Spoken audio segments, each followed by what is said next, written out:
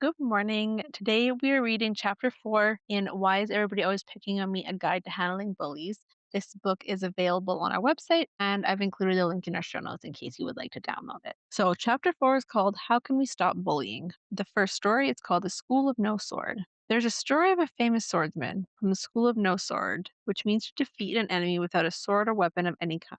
His name was Bokuden, and he lived many years ago in Japan. Bokuden was crossing a lake in a rowboat with a group of people. In the boat with them was a tough looking and arrogant samurai, which is a type of warrior or soldier, who boasted about how good he was with his sword. I am the greatest swordsman, claimed this strong warrior. Nobody can beat me. The passengers eagerly listened to this brigand's endless stories about winning many fights, but Bokuden took no notice and was dozing as if nothing were going on about him. This made the samurai very angry.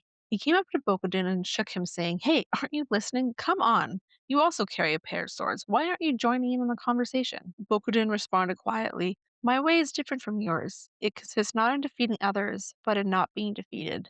This just made the warrior angrier.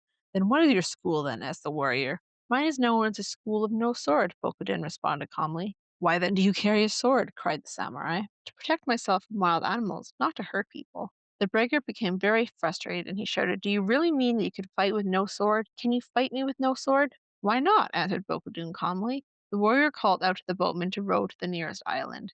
Bokudun suggested that it would be better to go to the island farthest away because a near island had people who might be attracted to the fight and might get hurt. The samurai agreed. The boat headed for the island farther away. As soon as they came near enough, the samurai jumped off the boat and drew his sword ready for combat.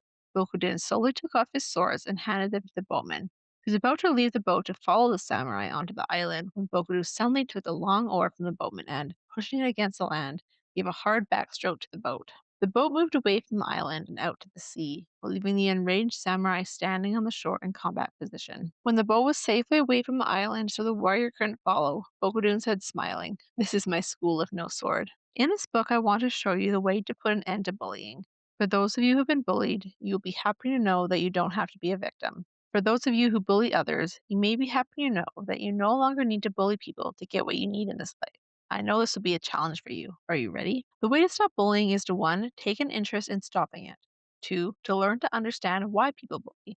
And 3. Develop nonviolent skills to deal with bullies. If you truly want to put an end to bullying, the first thing you need is a genuine interest in stopping it. This interest is not something I can give you. It can only come from you. I have it because I was badly bullied. Perhaps you have been bullied and you wish you could do something. You can. Maybe knowing that you can will give you an interest. Perhaps you've been bullied and you aren't even aware of it. If you've ever felt that you would like to get back at someone, there's a good chance you have been bullied. If you don't like that feeling of being out of control, you may wish there was a way to put you in charge. There is. Knowing that there is a way may give you an interest. The second thing you need is an awareness of how bullies act and a desire to understand why they act that way. When you understand why the bully acts in a certain way, you are less likely to want to get back at the bully, and more likely to work out a way to bring you and the bully to some level of agreement. At the very least, you will understand the bully's needs and learn what you must do to protect yourself. If you are a bully, once you understand why you are one, you will see ways you may be able to change and still get what you want. Who do you fight with? Your brothers or sisters? Your parents? Classmates at school? In order to not fight, it's important to look at reasons why we do fight. Here are some reasons why other young people fight. Are they similar to yours? Someone makes fun of you. Someone embarrasses you. Somebody wants something you have. You want something somebody else has. You feel empty or hurt and want to hurt back. Somebody wants to control you or make you do something that they want you to do. You have a need to control someone or make them do something you want them to do. You are jealous of someone. Someone is jealous of you. Someone wants to do better than you. You want to be better than someone you know. You are hanging out with the wrong crowd. Someone wants to prove how tough they are. There are other reasons you can think of.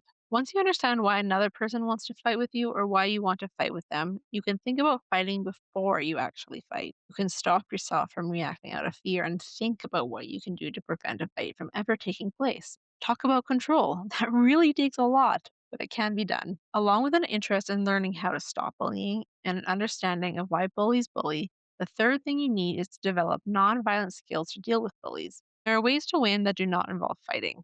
Bokuden proved this with his school of no sword. He won by not fighting. Bokudun was a master warrior because he knew how to win by not hurting others or getting himself hurt. This takes know-how and practice. When you've been confronted by bullies, you may have spent a lot of time trying to figure out ways to fight, to get back. What I'm saying is just the opposite. Once you've learned alternative nonviolent skills, you will have the confidence and know how not to fight.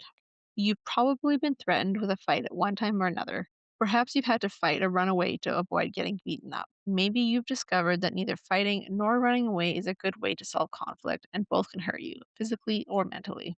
Let's look at what it means to have the confidence not to fight. It's actually very simple. If a bully picks on you, you don't know how to defend yourself.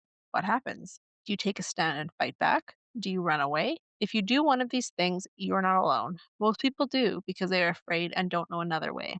When you're afraid, however, what happens is that you freeze up. This tensing of your body and mind does not help you.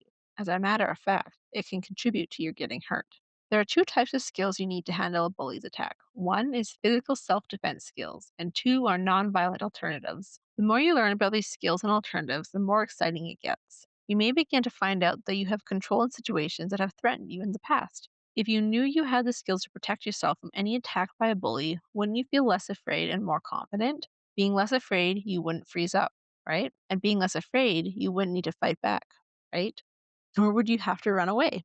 That's the end of chapter 4 in Why is Everybody Always Picking on Me? A Guide to Handling Bullies by Dr. Terence Webster-Doyle. If you would like to download the full book, you can visit that on our website, and the link is in our show notes. Thank you for being here.